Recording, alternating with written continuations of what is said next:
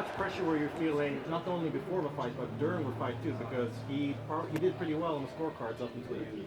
Yeah, I know that.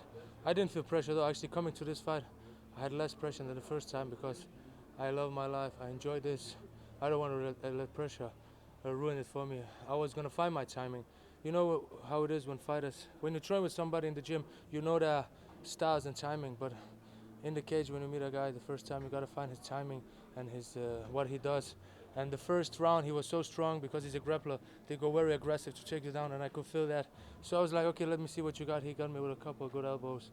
But in the second round, I felt him fatiguing, and I'm like, yes, I got him to the cage. I'm like, okay, he's getting tired. I was not tired at all. Yeah, I was a little, of course, in the end of the round, but I was like hanging in there. I know I could feel he's getting tired. So in the third round, I was getting to know his timing. I know he shoots, then he he hits, then he shoots, and as I've seen in other fights. And me myself, if you know how I fight, I have high knees. I use my knees very well. We practice that in a lot. See the footage of the UFC. We did a lot of jab knee, jab knee. That's all we did. And then I got the timing. I just threw a jab. He hit. He ducked. I kneed. He was out. I know he was out in the air. But then I went on him. I was like, let me make sure. Boof. No, I'm not 100% sure. He was out because then I was like, he wasn't moving. Then I just let him be because the ref, I could see in my peripheral vision, he was a little far away. I could have hit him a couple of times, but I didn't. And I feel sorry for the guy because I see he was laying on the canvas for a long time. I hope he's okay. I don't wish anybody to end up like that, so I hope he's okay. What was it like for you just to be on this soccer court? I know there was a UFC athletes retreat that took place last weekend, and Yeah. obviously you missed out on that. Oh man. So was that a bit of a bummer, or you happy? It was. I actually wrote to the guy, damn, first time you invite me to something, then I have to fight. So it was a bummer. I hope to get an invite. I never been to anything with the UFC. I feel like UFC has overseen me because I was also very not furious. I feel let down when UFC announced my fight with Martin. There was pictures only of him, like Damir versus Martin, and there was picture of Martin. Where's I? Well, I feel disrespectful. There was no pictures of me. Don't I deserve to, get a little bit spotlight? I work hard also. I come to knock guys out. That's my style, you know that. So I hope they will put my picture up next time. I think I need a little more recognition. Even though every bookmaker, as I said, they count me out, but paper don't fight paper. I'm glad I was the underdog because I have no pressure, and I hope somebody made some money on me. And then, of course, this event was supposed to be in Copenhagen, moved over here, another blow to Danish MMA. How important do you feel your victory is, not just a win, but a spectacular, brutal knockout like this? First of all, I hope I get some 50 Gs because I'm a poor fighter. I haven't fought in a year. I should have fought twice, but I had some bad luck, man. I've been scraping and scraping money to get this fight cap. So I hope I could get some help. To your question, yes, it was very important because it seems like now, the first time ever in Denmark, there's like the big media got the attention. As you see, these three ladies over here, they're from the biggest news in Denmark, like the Swedish Aftonbladet or something.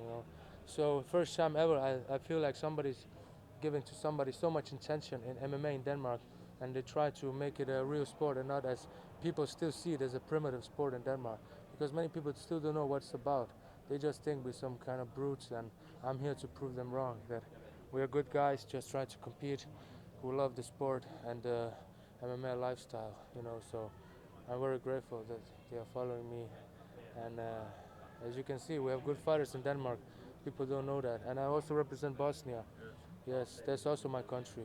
But I live in Denmark. That's my home country. You said that you obviously haven't fought in a year. So how were you able to financially support yourself? Yeah, man, I have some good sponsors. My friend Mads Christensen, who's also is a tattoo fashion, he has like these big brands. He always supports me, and this artist called Hornslet. He's a very famous artist in Denmark. So these guys, they support me, of financially. And then I work, and I'm also an MMA referee in Denmark.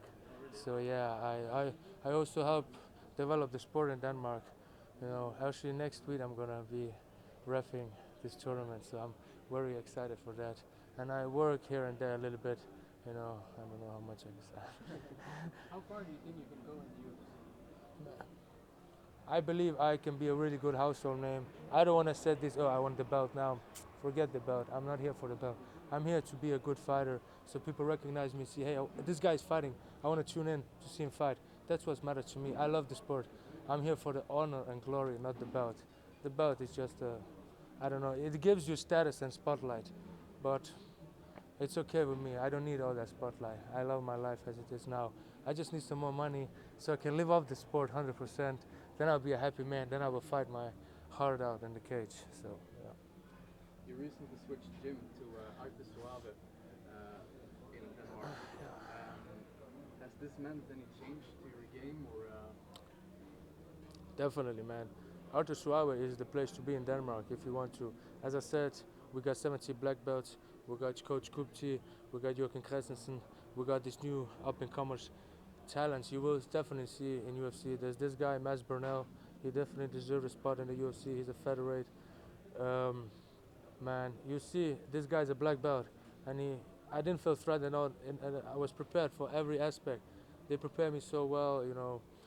Man, what can I say? Look at my performance now. Even though I lay on the back, yes, but it's crazy to say, but we want him to fatigue a little bit out, because you cannot muscle, and this guy, he goes very hard in the first round. Look at all his fights. And people again underestimated me because he had all these Bellator fights, but this ain't Bellator. This is UFC, okay? So, yeah, I don't know if I answered that question.